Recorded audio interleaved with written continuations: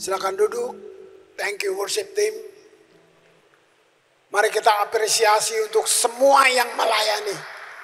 Yang datang dari pagi, dari semuanya. Dengan segala cuaca yang gak baik. Tapi ada satu dorongan kuat yang membuat kita mau ada di sini. Nah, kadang ada statement-statement yang perlu saya ulangi. Kegelisahan saya sebagai gembala, kegelisahan itu bukan mau khotbah apa, bukan itu. Karena nanti Senin besok saya udah duduk lagi mikir minggu depan. Jadi apapun yang saya tahu itu belum jaminannya. Saya perlu satu suara itu tadi, yang ini saya mau. Nah, lalu kegelisahan saya adalah gini. Mengerti nggak ya? Kenapa? Karena saya harus kasih makan. Saudara mesti terima makanan. Nah, itu kegelisahan, apakah benar-benar mengerti nggak? Atau saya ngomongnya sembarangan atau apa? Kalau saya sering bilang gini, dengar lagi, jangan cuma dengar saya. Itu maksudnya karena supaya kamu dapat banyak konfirmasi tentang kebenaran firman Tuhan. Kalau satu sumber cuman saya, itu bisa bahaya. Ini tentang kamu makan. Ini tentang kamu makan. Nah, saya sedang kasih makan atau saya sedang kasih racun. Jadi saudara pergi ibadah, kamu bukan dapat makan, kamu dapat racun. Itu bahaya banget kan? Nah, jadi ini dia, pergumulan saya tuh hanya tentang minta tuntunan. Yang mana Tuhan? Kadang-kadang cuma dapat satu kata, satu statement. Nah, tapi saya suka banget. Nggak pernah Tuhan bermain teka-teki. Enggak. Nanti terbuka. Ada aja tuntunan. Nanti saya ingat hal-hal yang lalu. Apa yang dulu. Yang saya nggak ingat tiba-tiba muncul. Nah, untuk ini saya tiba-tiba ingat ini buku yang saya baca lebih dari 30 tahun. Saya bertobat tahun 82. Nah, kira-kira 83 tuh karena kosong kan. Ingin tahu. Wah, ingat Pak, ikut sekolah Alkitab malam, ikut semua pada masa-masa itu. Nah, ada banyak literatur yang saya dapat, tapi ada satu pilihan yang buat saya, yang lain saya singkiran dulu. Saya fokus dengan satu orang ini. Dia misionaris, dia penginjil di China. Namanya Mr. Ni. Nah, tapi dunia kasih judul yang lain, dibilang Watchman Ni. Watchman, sebenarnya namanya Ni. Nah, kira-kira buku lain saya tinggalin untuk beberapa tahun, bukan sebentar. Jadi saya kayak telan, wow, apa ya, tata bahasanya juga masih gaya lama gitu. Judulnya 12 Bakul. Itu tahun-tahun 83, saya jadi kalau ada buku lain, ya oke. Tapi saya nggak baca, saya fokus di semua karya Watchman ini. Nah, udah itu berubah. Waktu saya udah masuk di Ambon, semuanya udah lebih kaya lagi literatur. Nah, tapi tiba-tiba dalam beberapa bulan ini saya diingatkan lagi, gitu. Baru saya bisa ngerti bahwa perubahannya cuma di tata bahasa. Tapi isinya, pesannya nggak berubah. Apa yang Tuhan bicara dulu dan hari ini. Nah, itu sepotong demi sepotong. Nah, saudara harus tangkap sungguh supaya nyanyian kita tadi bukan hanya indah di dalam gedung ini. Tapi itu adalah gaya hidup saudara di luar dalam menghadapi segala tantangan. Semuanya. Dalam menghadapi apa aja. Kamu punya satu kemampuan untuk menghadapi itu. Nah, Kemarin kita belajar ambil warisan. Itu sudah ada 2000 tahun lalu. Masuk akal nggak? Kita belum lahir. Sesuatu sudah disiapkan 2000 tahun lalu. Nah, itu jadi warisan buat kita. Nah hari ini saudara ada yang sudah ngalamin, ada yang masih terus mengejarnya.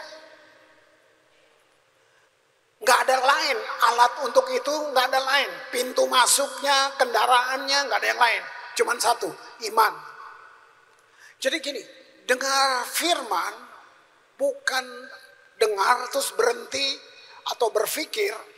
Tapi saudara setelah dengar, minta Roh Kudus bantu supaya kamu memaknai apa yang kamu dengar.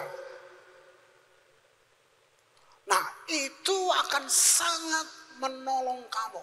Kamu nggak ikut-ikutan kata orang, bukan. Kamu tahu persis apa yang Tuhan mau dengan kamu.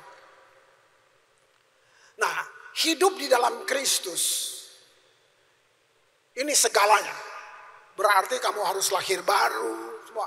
Tanpa itu kamu akan tetap buta. Dengan hal-hal yang spiritual atau rohani. Karena begitu lahir baru, ada selaput yang digugurkan dari saudara. Selaput yang menutupi.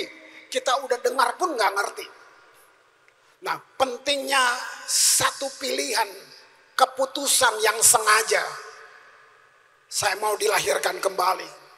Nah begitu kita lahir baru. Kita di dalam Kristus. Itu lahir baru. Nah di dalam Kristus itu seumpama kita duduk dalam pesawat. Pesawatnya itu Yesus. Pesawatnya itu Yesus. Nah ini contohnya. Gitu. Artinya gini. Nggak usah bilang Yesus deh. Saudara yang mau kerja, mau urusan ke Jakarta. Apa yang bikin kamu berani naik pesawat? Itu karena kamu tahu teknologinya bagus, semuanya teruji, semua kamu duduk aman, dilayani di pesawat, dapat minum, dapat makan, semua kamu aman untuk terbang 3 jam ke Jakarta. Itu yang terbatas sampai di pikiran logika kitanya. Hari ini saya gambarkan pesawatnya itu Yesus. Ini bicara tentang satu perjalanan hidup panjang. Waktu saudara lahir baru, saudara dan saya seumpama kita dalam pesawat dan Yesus pesawatnya. Kita bisa terbang tinggi bukan karena kemampuan kita. Kita kepak-kepakan lengan kita. Atau kita bisa menaklukkan atau mengatur angin di atas. Enggak. Ini cuma gambar contohnya aja. Ingat. Di dalam Kristus. Pesawatnya itu Kristus. Gitu. Nah ketika kita sudah di dalam dia. Kita memiliki janji-janji yang Tuhan siapkan. Di mana? Di dalam roh kamu yang lahir baru itu. Kita memiliki janji Tuhan di dalam roh kita. Jadi gini, mata kamu belum lihat. Tapi roh kamu bisa lihat. Kalau kamu lahir baru. Gitu. Ya, itu janji-janji. Apa itu? Keselamatan, pengampunan, kesembuhan, berkat, damai sejahtera. Bukan hanya otoritas. Disediakan buat kamu. Tapi mari dengan pikiran yang sehat. Kita bilang anak Tuhan. Tapi pikiran kita, mata kita yang salah, dia memperbudak kita. Jadi kita bilang anak Tuhan, tapi mental kita kayak anak kos. Minta-minta orang susah gitu. Nanti dulu ukuran saya bukan di uang lah, bukan. Ini di mental gitu. Saya hari ini mau bicara tentang coba buka mata rohani kita. Judul yang saya kasih hari ini is already there. Lihat di bawahnya, udah punya, ngapain minta lagi? Kamu udah punya, ngapain minta lagi? Renungkan ini baik-baik. Semua yang kita bilang tadi, kesehatan, berkat, damai sejahtera, sukacita, semua. Jadi bukan minta, tadi ada satu otoritas di dalamnya. Ayo kita lihat ayatnya, Kolose 2, ayat 9 dan 10. Sebab di dalam dialah, di dalam Yesus itu, di pesawat itu tadi, berdiam secara jasmania. Jadi bukan angan-angan, bukan. Secara jasmania, apa? Seluruh kepenuhan, kealahan. Tanya, kok saya belum merasa sih? Bukan tidak ada, kamu gak ngalamin. Seluruh kepenuhan, kealahan. Ayat 10. Dan kamu, tulis namamu, telah, bukan satu saat nanti, bukan, telah, apa? Dipenuhi di dalam dia. Makanya is already there, sudah, telah dipenuhi dalam dia. Dialah kepala dari semua pemerintah dan penguasa. Jadi dia di atas semua yang menghalangi kamu, itu kacung semuanya. Dia nggak bisa coba-coba ngalahin Tuhan yang kamu percayai. Kembali ke kalimat ini, dipenuhi, bukan akan dipenuhi, bukan. Telah dipenuhi. Nah, itu sebabnya mulai belajar rubah cara kamu berpikir. Antara mata yang jasmani ini dilatih untuk kamu bisa lihat dengan mata rohani. Rubah cara berpikir. Bukan dengan minta. Tapi gini, mulai belajar sadar. Siapa saya di dalam Kristus?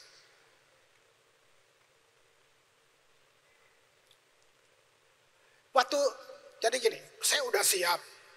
Udah dari berapa hari. Tapi tiap hari saya baca lagi. Nanti sambil baca, sama istri nonton berita, nonton apa di TV gitu. Nah, tiba-tiba itu bisa nyambung dengan apa yang saya dengar berapa hari ini. Tentang kesehatan. Makanya kalau udah tua tuh mesti gini, happy-happy dengan obat ini. Kita itu dengar di media semua. Terus saya duduk renungkan sesuatu bahwa iya ya. Dari apa yang mau saya sampaikan kemarin, saya bukan nangis susah, cuman kayak Tuhan 73 tahun Tuhan bawa saya sampai hari ini. Tuhan, orang lain begini, yang saya nonton di berita begini, Tuhan. Terus saya ingat, only by grace. Bukan saya hebat, bukan saya bisa bikin karena saya berkhotbah. Saya mulai ingat siapa saya dulu. Dari mana Tuhan angkat, dari mana Tuhan bawa, dari mana Tuhan lengkapi, dari mana, bagaimana caranya. Terus saya bilang, wow, Tuhan, orang lain langganan ke dokter, semuanya. Terus saya bilang, wow Tuhan, terima kasih, 73 tahun. Saya ada sampai hari ini. Saya nggak tahu sampai kapan. Tapi yang saya mau lihat gini, saya nggak nyusahin orang-orang, nyusahin anak-anak saya. Ya. Ada perubahan, ada. Udah nggak. Tapi saya bilang, Tuhan, thank you. Nah, apa? Karena saya berjasa buat Tuhan, wah celaka lu Chris kalau gitu. Only by grace. Nah, itu cara berpikir. Coba pikirin semuanya. Keluar dari tembok-tembok itu. Bukan akan, tapi dipenuhi. Gitu. Nah, jadi dalam Kristus, mari kita mulai berjalan di atas iman. Iman apa? Yang sudah kamu punya. Iman saya kecil, mana ayatnya? Yesus bilang kalau kamu punya iman sebesar biji sesawi, kamu bisa suruh gunung itu pindah. Nah itu, ya. Nah pesawat itu bawa kita terbang tinggi di atas awan. Apa bedanya? Dari atas awan itu, kamu bisa lihat dunia dari perspektif sudut pandang yang beda. Beda, naik perahu, naik kapal, sama naik pesawat dari atas. Lihat Teluk Ambon, bisa nangis, indah, sudut pandangnya yang berubah. Waktu kita di bawah, cuman lihatnya datar gitu. Sampai di atas, lebih banyak yang kita bisa lihat. Waktu kamu ada di atas, kamu punya sudut pandang tentang hidup, tentang masa depan, tentang kebaikan Tuhan, tentang pemeliharaannya, tentang semua yang dia buat. Beda banget. Nah, di dalam posisi atau kondisi itulah latih mendengar. Di situ kamu nggak cemburu kalau dia lebih baik. Saya sedang persiapkan satu mazmur. Gara-gara baca, kelewat, ketemu ayat itu. Si pemazmur cemburu lihat orang kaya. Orang kaya di sini bukan nggak boleh kaya. Di sini orang fasik. Mereka dibilang gini, mereka nggak pernah susah. Mereka punya semuanya. Terus si pemazmur bilang nih, saya sedih, menangis dia. Aku ingin lari, ingin semuanya. Nah, mendengar ini. Tahu-tahu Tuhan ngomong sama pemazmur ini. Dibuka matanya. Tahu nggak, mazmurnya bilang gini. Ternyata di tempat licin kau taruh mereka. Di situ dia berubah. Stop dengan persungutan. Gitu. Efesus 2 ayat 6. Ya. Dan di dalam Kristus Yesus. Itu, di dalam Kristus Yesus. Itu pesawat kita itu. Ia sekali lagi telah. Saya suka banget selalu kalau kata telah itu. Ngapain? Membangkitkan kita juga dan memberikan tempat bersama-sama dengan Dia di sorga. Jadi gini, jaminannya kamu sudah ada. Wow. Ini realita rohani kita. Kita duduk di dalam Kristus. Dalam posisi apa? Bukan berusaha menang.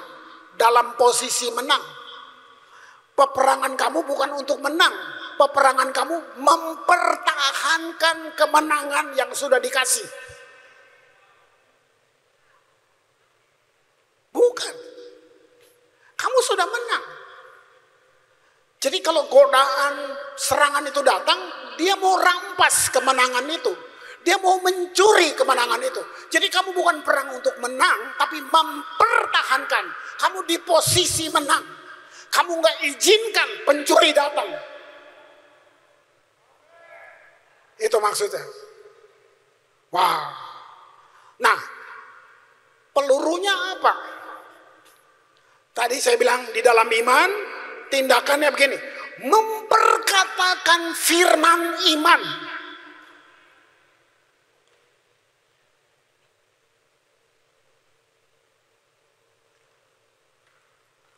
Kadang-kadang tiba-tiba nyeri sesuatu. Itu dia, logika, lu udah tua Chris. Ini gini, lutut gini. Kalau saya ikut logika, gue ke dokter tiap minggu pasti. Karena masuk akal. Lu udah tua, lu gini, begini. Saya bangun duduk, saya bilang. Saya mulai perkatakan, Tuhan, saya perkatakan kesembuhan yang kau sudah siapkan 2000 tahun lalu buat saya. Saya memperkatakan, enggak kayak sulap, enggak apa-apa. Saya lawan itu terus. Saya lawan itu terus. Nah, hikmat bisa datang. Coba ini, coba rubah pola makan. Nah, itu dia hikmat kan. Tapi saya mesti lawan.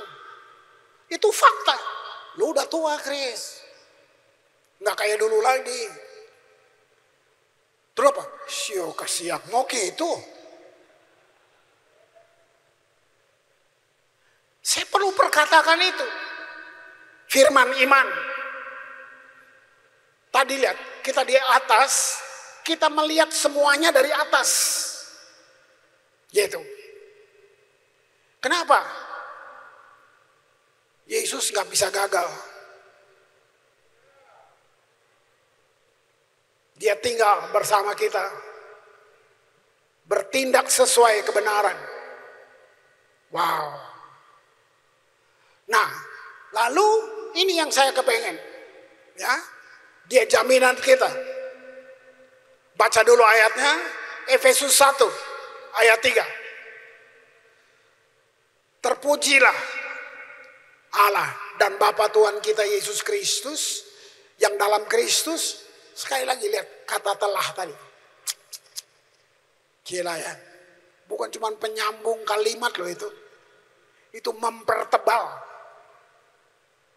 Telah mengaruniakan, bukan usaha kamu. Mengaruniakan kepada kita. Nggak hitung-hitungan, kamu dapat 3, 2, jangan dengar yang gitu-gitu. Oh, kamu nggak pelayanan, cuma dapat 1. Jangan dengar yang gitu-gitu. Mengaruniakan mana? Segala, nggak ada batas. Berkat rohani di dalam sorga, itu perlu iman. Kita hidup di bumi yang cuma sebatas mata. Ada satu dimensi lain. Nah, itu yang bilang iman. Semua udah disediakan. Saya cuma mau bangun saudara. Kalau saudara sampai di situ, saudara nggak kejar-kejar minta didoain. Tuhan lebih rindu mau ngomong sama kamu, bukan lewat orang. Nah itu childish tuh, kekanak-kanakan gitu. Nggak ada salah dengan doa. Tapi kalau kamu bergantung kejar-kejar minta didoain, kamu ngapain? Tuhanmu sudah kasih segalanya. Kamu perlu dengar. Itu. Wow. Nah, tadi saya bilang watchman itu kan. Saya teringat itu. Ini tulisan dia. Yang puluhan tahun lalu. Jangan minta lagi yang sudah dikaruniakan. Tapi hidupi karena kita di dalam Kristus. Bayangin. Dia bilang gini, Allah tidak minta kita melakukan sesuatu. Pelan-pelan ya, pelan-pelan.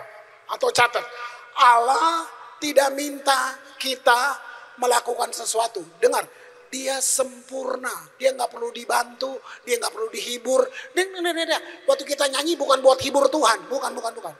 Allah tidak minta kita melakukan sesuatu untuknya. Dia hanya minta kita untuk tinggal di dalam Kristus. Watchman itu penjaga. Ini penginjil di Cina yang disiksa, yang mengalami banyak hal. Apa yang bikin dia nggak berhenti? Dia ngalamin itu. Wow. Mari satu gambaran dari Alkitab. Ini cerita seperti dongeng. Apakah cerita itu cuma buat dibaca-baca aja dari perjanjian lama? Atau dia ada di Alkitab supaya kita juga ngalamin? 400 tahun Israel Lebih itu sebenarnya. Jadi budak. Tahu budak nggak ada harga. Nggak ada harga. Hilang identitas. Mundur ya, coba mundur 2000 tahun lebih sebelum Yesus. Ini zaman Musa. Bayangin budaya masa itu. Budak nggak ada harga. Ini cuma literatur yang saya baca. Slave itu, budak tuh begini. Nggak ada harganya begini. Kamu mau dipotong, mau dibunuh, nggak salah, budak. Jadi kalau ada tuan yang kedinginan, dia bisa panggil budaknya, perutnya dibelah, dia hangatkan kaki. Sadis nggak? Sadis. Nah, Israel budak. Benar-benar kehilangan identitasnya. Belum di brainwash dengan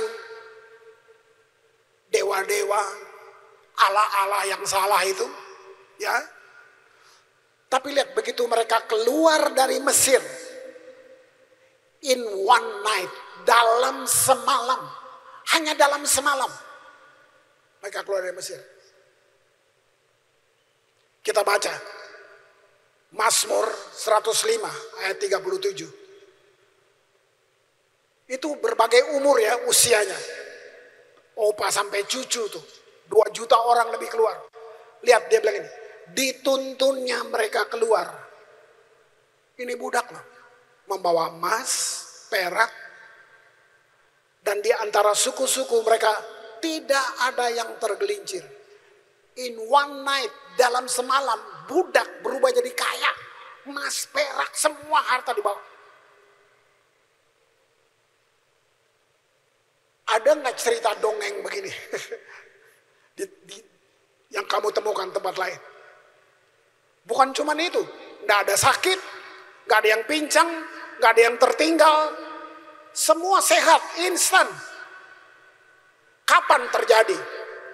Saat dimulai Paskah pertama di Mesir. Itu dia bilang korban darah anak domba itu. Nah, itu sebenarnya tipologi daripada apa yang Yesus buat untuk kita hari ini. Dia sudah mati buat kamu. Gak main-main. Semalam budak berubah. Makanya mereka bisa kasih emas, kasih perhiasan untuk bangun tabernakel itu. Bayangin. Wow. 1 Korintus 5. Ayat yang ke-7. Buanglah ragi yang lama itu. Pelan-pelan. Koma ya. Apa ragi? Teologi kamu. Kepercayaan kamu. Pemahaman kamu. Itu ragi semuanya. Buang. Ini perjanjian baru. Dia sedang bilang buat sama-sama Israel, sama-sama Yahudi, tapi sudah di pola yang lain,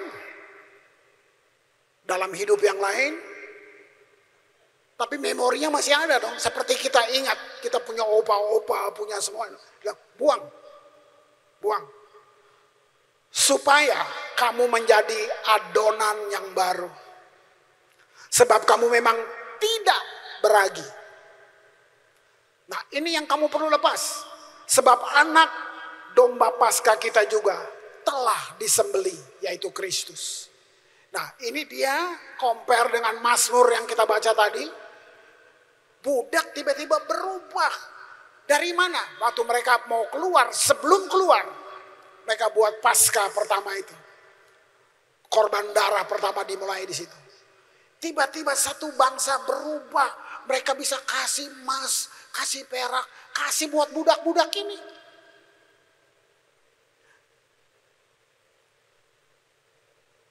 Coba perkaya, renung, latih untuk mendengar terus.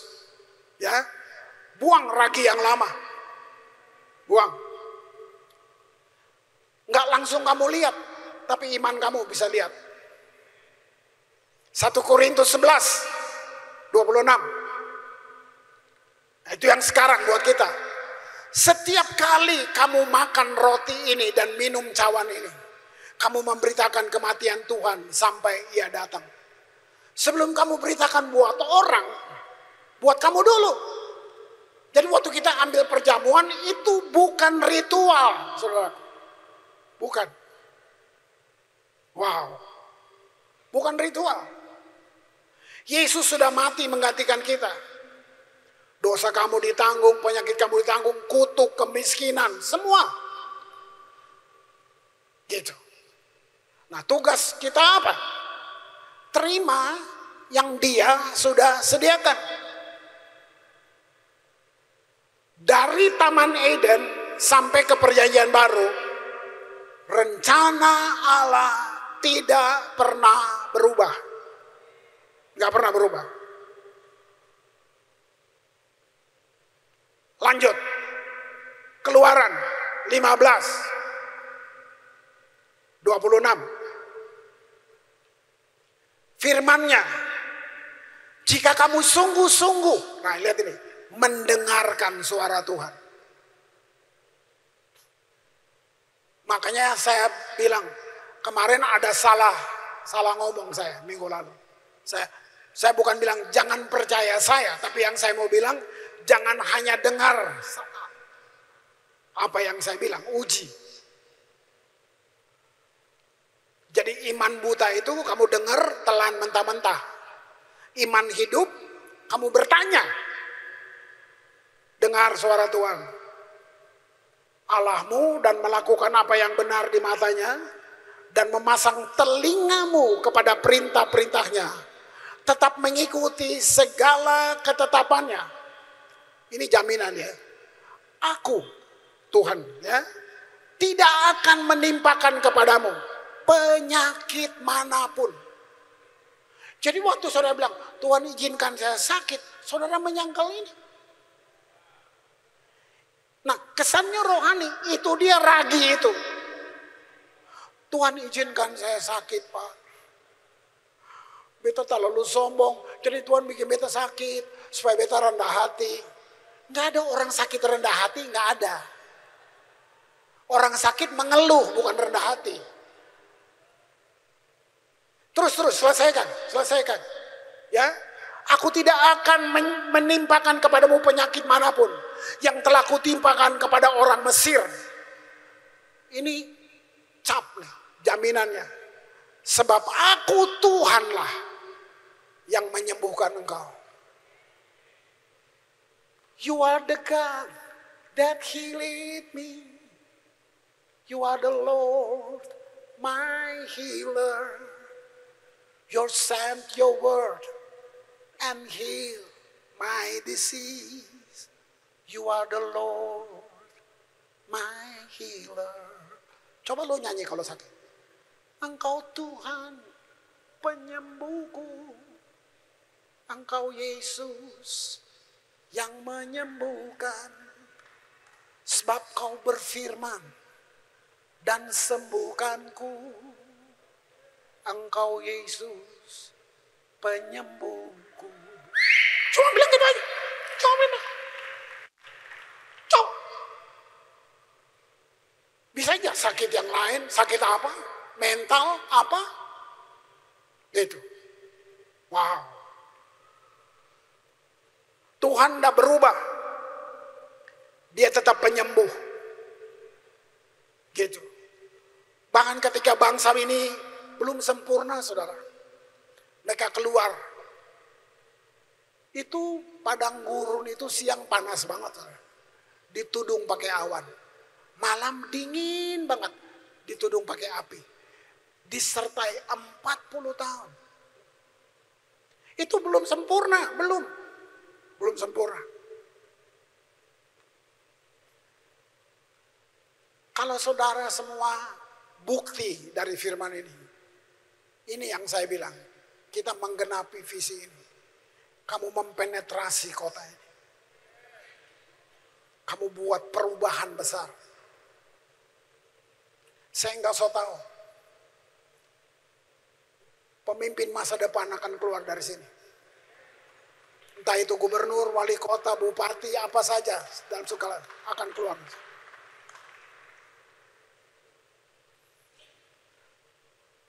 Mazmur 103 ayat 2. Ngomong buat dirimu, pujilah Tuhan hai jiwaku. Jangan lupakan segala kebaikannya. 3. Dia yang mengampuni segala kesalahanmu, yang menyembuhkan segala penyakit. Nah, ini pegangan kamu. Ini pegangan kamu. Saya nggak sebut nama, cuman ingat. Saya punya teman lawyer. Dia mau tolong orang yang susah. Ya, permainan lah. Dia tahu. Dia bilang, Chris, lawannya berat, Chris. Kalau secara akal gue nggak punya power. Nggak mungkin. Karena seluruh yang besar-besar itu udah kuasai. Cuman ini hati gue aja, gue pengen nolong dia. Bahwa dia nggak salah. Sudah naik sampai di posisi atas. Itu materinya nggak dibaca-baca. Tahu nggak siapa yang nolong? Cleaning service. Saya nggak percaya. Saya dengar itu kayak dongeng. Dia traktir saya ngopi, cuman mau cerita ini. Cleaning service-nya itu satu persekutuan gitu dengan dia. Dia naik ke bos, big boss, dia bilang, Pak, coba dipikirin tadi orang itu, katanya. Dia ambil naskahnya, dia baca-baca, dia tolong, dan selesai. Jadi saya dipanggil ngopi, cuman mau cerita. Tuhan bisa pakai cleaning service untuk kamu. Tuhan bisa pakai siapa aja. Orang yang kamu benci hari ini, 5 tahun ke depan, dia bisa kayak juru selamat buat kamu. Bisa. Lihat itu. Itu. Nah, tadi perjamuan kudus itu bukan ritual. Tapi perjamuan kudus itu apa? Pengingat kuat. Kita untuk mengingat. Yesus sudah mati bagi kita. Kutuk sudah dihancurkan. Kesembuhan sudah disediakan. Itu pengingat yang kuat. Jadi apa yang bisa saudara dan saya lakukan? Misalnya doa belum dijawab. Paling banyak yang saudara suka dengar gini. Saya sudah berdoa, baca Alkitab, rajin ke gereja, setia perpuluhan. Itu kalimat yang sering kita dengar. Tapi jawaban itu sedang menjelaskan kenapa dia belum terima jawaban. Mari saya buka. Karena kita pikir ketaatan, usaha, kebaikan kita yang membuat Tuhan menjawab. Mungkin berperang nih. Kita sedang pikir, ini yang saya renungkan beberapa hari. Emang gue taat kayak apa? Gak pernah melanggar, gak melawan Tuhan. Seperti sampai hari ini, Chris. Kamu sehat, betul kamu tambah usia. Kamu lihat jalan. Wow. Sekarang kalau undangan jauh-jauh juga saya mikir, saya cari apa sih sebenarnya? Gitu. Yang saya kenal aja deh, yang saya jawab. Gitu. Tapi lihat itu. Bukan usaha kita. Kita mengandalkan. Semua kita, termasuk saya ingatin diri saya. Semua yang pelayani. Kita mengandalkan apa? Performa diri kita. Kita bukan andalkan anugerah. Enggak. Jangan transaksi karena pelayanan. Persembahan bukan transaksi, saudara. Jangan. Kami nggak pernah ngajar itu. Saudara mesti dengan sadar taruh persembahan. Itu bentuk kamu mengenal dia. Itu bentuk kasih. Kalau harus, gitu. Jadi performa kita, bukan anugerah. Itu jebakan tanpa sadar. Kita sedang pindahkan dasar iman dari Yesus kepada usaha kita. Pada penampilan kamu. Pada apa yang kamu bisa buat. Itu dia. Iman bukan berarti kita memaksa Tuhan. Tapi iman cuman berkata, ya Tuhan, aku percaya. Aku terima yang kau sediakan. 1 Yohanes 5 ayat 4. Sebab semua yang lahir dari Allah, pastikan semua lahir baru. Semua yang lahir dari Allah, lihat, mengalahkan dunia. Inilah kemenangan yang mengalahkan dunia. Apa? Iman kita. Iman kita. Wow. Kasih karunia itu bagian Tuhan yang sudah selesai. Nah, iman adalah bagian kita meresponi dengan percaya. Apalagi? Ya. Jangan andalkan perbuatan baik untuk terima jawaban doa. Semua di luar buat itu.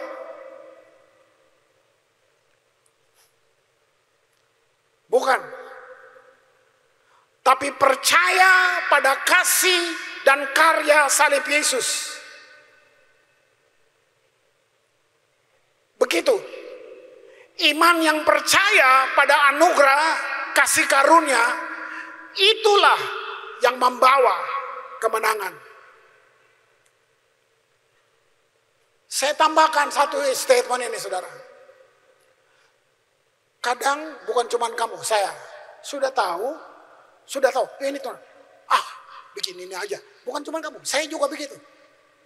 Terus nanti tiba-tiba terjegal di tengah, tuh sih kamu nggak taat. Itu menuduh sekali. Tapi saya temukan ini, saya mau kita tangkap ini. Waktu Tuhan ciptakan manusia, dia kasih namanya free will, kehendak bebas. Karena kita bukan mesin. Saya sering bilang, kita bukan robot. Tekan knob, tekan tombol. Nah, ini. Tapi apa kehendak bebas? Wah, saya terharu. Kehendak bebas artinya gini, penghargaan Tuhan terhadap kamu, terhadap kita. Itu kehendak bebas. Jadi waktu kamu pilih salah, Tuhan sedang menghargai kamu, sekaligus supaya kamu tahu balik lagi. Beda kan sama pendeta tengking. Kehendak bebas tuh, wow, free will tuh luar biasa tuh. Dari awal, malaikat punya kehendak bebas. Makanya dia bilang, aku ingin menyamai dia. Coba, itu ada kehendak bebas. Di dalam kehendak bebas terletak kualitas tertinggi.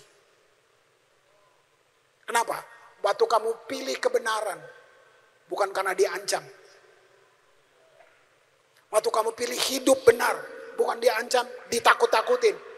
I will, saya mau. Saya mau hidup bagimu Tuhan. Saya mau benar. Saya nggak mau tergoda. Itu pilihan bukan. Lu nggak takut neraka. Yang gini-gini nih yang kampungan nih. Di situ saya bilang, Tuhan, harusnya sekian tahun lalu saya sudah bisa ngalamin ini. Tuhan senyum. Saya menghargai kamu dengan pilihan bebasmu, Kristus. Ya puji Tuhan masih hidup. Coba kalau gue mati.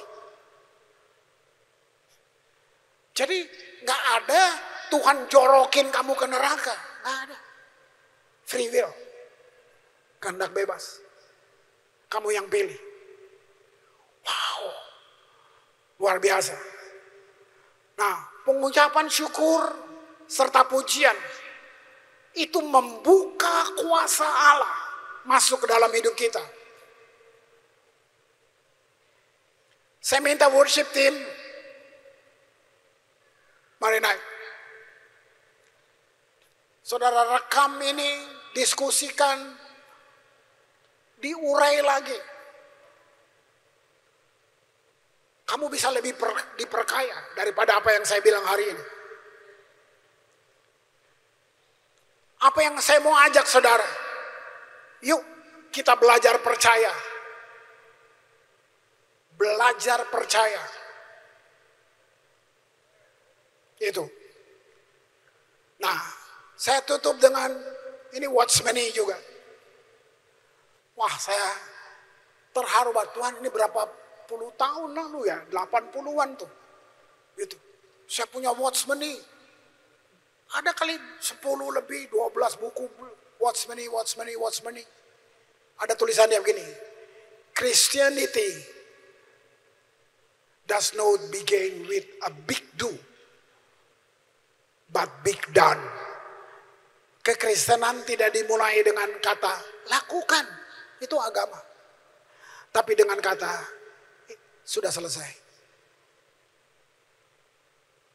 Yesus sudah buat.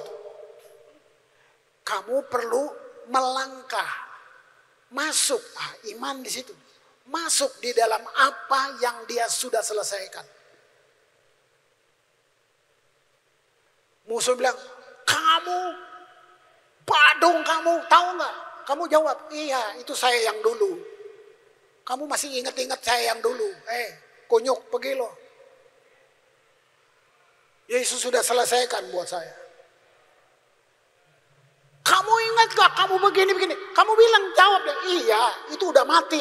Manusia lama saya udah mati. Ini manusia baru. Nah, ini yang saya pengen saudara bangun. Nanti kamu lihat betapa indah waktu setiap kita be witness, menjadi saksi. Artinya orang nonton kamu. Bukan bersaksi. Bersaksi kita ngomong. Tapi be witness, kamu akan menjadi saksiku di seluruh dunia ini. Artinya gini, orang nonton. Kenapa? Karena warisan-warisan yang Tuhan kasih terwujud nyata di dalam kamu.